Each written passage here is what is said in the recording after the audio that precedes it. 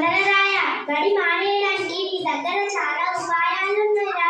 ఇంటి పనులు, వంట పనులు చేయడం నా వల్ల కూడా కావడం లేదు. నాకు కూడా ఏమైనా సలహాలు చెప్పరా? అమ్మ, నువ్వెప్పుడు నా మాట వినవు. అక్క ఏం చెప్పినా నమ్ముతావు. నీకు అక్కంటేనే చాలా ఇష్టం. నా మీద ప్రేమే లేదు. చిన్న ఏం మాట్లాడుతున్నావురా? నీకంటే పెద్దవాళ్ళ గురించి అలా అయినా మాట్లాడడం తప్పు కదా. అక్క కాలేజీకి వెళ్ళి శ్రద్ధగా చదువుకుంటుంది. నువ్వు కూడా రోజు బడికి వెళ్ళి బాగా చదువుకుంటే గొప్పవాడివి అవుతావు కదా. మనందరి కోసం అమ్మ చాలా కష్టపడుతుంది కదా. అవునండి, మీ గారాబం వల్లనే వీడు ఇలా తయారవుతున్నాడు. రోజు రోజుకి చదువుపై పూర్తిగా శ్రద్ధ తగ్గిపోతుంది. మొన్న ప్రధాన ఉపాధ్యాయులు నాకు ఫోన్ చేశారు. ఈ మధ్య మీ అబ్బాయి బడికి సరిగ్గా రావడం లేదు. ఒకసారి మీరు వచ్చి మమ్మల్ని కలవండి అన్నారు.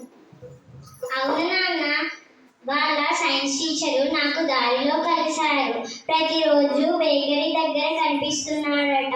నిజంగానే ఆరోగ్యం బాలేదేమో. ఒకసారి ఆసుపత్రిలో చూపించమన్నాడు. చూసారా, మీరు వాడికి డబ్బులు ఇవ్వడం వల్లనే బేకరీలో అడ్డమైన చిరుతిండి తింటున్నాడేమో. లేకపోతే కడుపు నొప్పి, కాళ్ళ నొప్పి ఎందుకు వస్తాయి?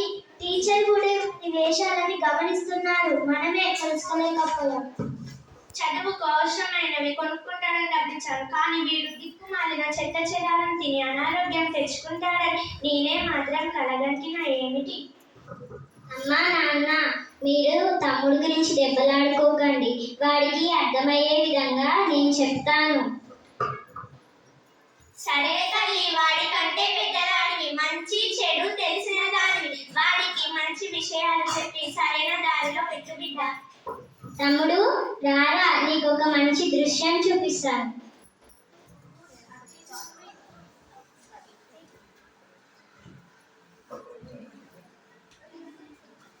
అరటి పండు నా పేరండి, ఆడవారికి ప్రత్యేకమని.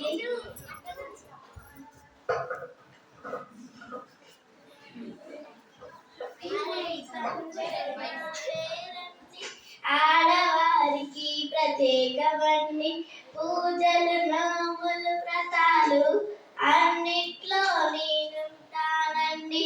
తాంబూలంలో నేనే మునుంటా, పొటాషమును మీకందిస్తా. అరటి పండు ఆరోగ్యమండి, అక్కువకేనే. యాపిల్ పండు నేనండి, అందంగానే ఉంటానండి. రోజు నన్ను తినండి, ఆరోగ్యంగా ఉండండి. ఏబిసి విటమిన్లు అందరికీ అందిస్తాను. ఎండాకాలం వచ్చిందంటే ఎదురు చూస్తారు నా కోసం. పుచ్చకాయని నండి, మీకు మెచ్చే పండుగ నేనండి. చల్లగా తీయగా ఉంటుంది ఏబిసి విటమిన్స్. చక్కగా నన్ను తినండి. అక్షయ టమాటా, నా మాట ఒకసారి వినండి. అన్ని కూరలో నేనంటే ఇష్టమండి. కూరగాయలలో నేను రాజనండి.